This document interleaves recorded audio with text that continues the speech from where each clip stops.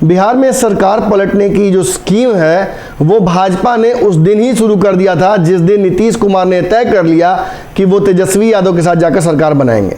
हालांकि सरकार चल रही है बिहार में, लेकिन समस्याएं कई हैं।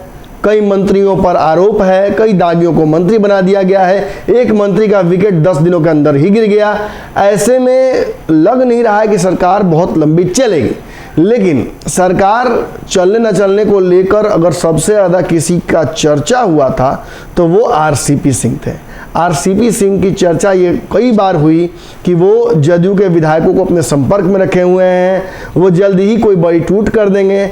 वो बिहार में घूम घूम कर जदयू के कार्यकर्ताओं को अपने पक्ष में करने में सक्षम भी रहे, लेकिन जो बड़ी टूट उम्मीद की जा रही थी वो अब तक आसपास भी कहीं दिखी नहीं है।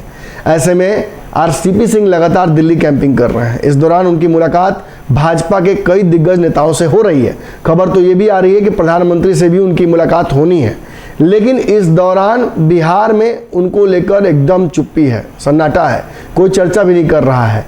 खबर ये आ रही थी कुछ दिनों पहले कि वो एक राजनीतिक पार्टी बनाने जा रहे हैं, जिस पार्टी का भी आगाज दिल्ली से होगा और वो एनडीए का हिस्सा होगी और उसमें कहीं ना कहीं जदयू के कई बड़े दिग्गज शामिल होने जा रहे हैं।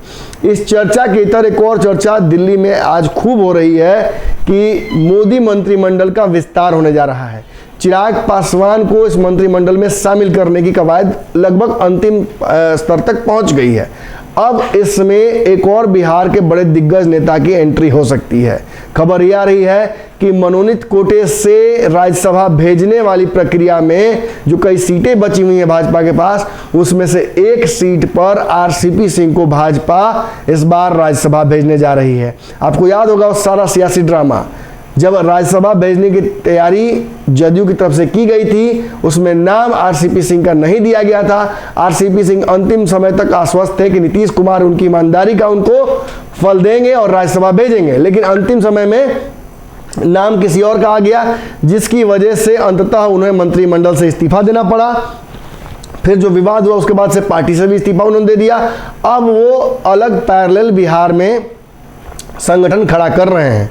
इस दौरान हमने कई बार उनसे बातचीत भी की, जानने की कोशिश की कि आखिर वो कर क्या रहे हैं। तो उन्होंने साफ कहा कि बिहार में नीतीश कुमार और तेजस्वी यादव की जो सरकार बनी है ये कलंकित सरकार है, इसे जल्दी से जल्दी बदलना जरूरी है। इसके लिए जनता के बीच जा रहे हैं। हाँ, ये जरूर उन्होंने बार बार कहा कि वो भाजपा से अलग नहीं है, भाजपा के साथ है, लेकिन भाजपा ज्वाइन करने को लेकर उन्होंने लगातार चुप्पी कायम रखी। बाद में कयास लगाया गया कि वो दिल्ली जाकर हो सकता है भाजपा ज्वाइन कर ले, लेकिन बाद में इसको लेकर विश्लेषण ये किया गया कि वो भाजपा के साथ सीधे सीधे जाकर जितना फायदा नहीं पहुंचा सकते हैं, उतना बिहार में अपनी राजनीतिक संगठन या पार्टी बनाकर भाजपा का फायदा पहुंचा सकते हैं। इसके लिए तैयारियां जो है वो अंतिम स्तर तक पहुंच चुकी हैं और अब खबर ये आ रही है कि इसके बदले में जो बिहार में नीतीश कुमार को वो कमजोर करेंगे, नीतीश कुमार की पोल खोलेंगे, उसके बदले उन्हें केंद्र में मंत्री बनाया जाएगा। फिर से उसी कोटे में जो जदयू का कोटा था पहले से, जो अब नहीं है क्योंकि जदयू अब अलग हो गई है, जिस पर ललन सिंह का दावा था, जिसकी जगह वो खुद मंत्री बन गए थे। बताया जा रहा है कि राज्यसभा भेजने के साथ साथ फिर से मंत्रिमंडल में शामिल करने की तैयारी, आरसीपी सिंह को मोदी मंत्रिमंडल में शामिल करने की तैयारी शुरू हो चुकी है और इस मामले पर जल्द से जल्द भाजपा कोई बड़ा फैसला ले सकती है।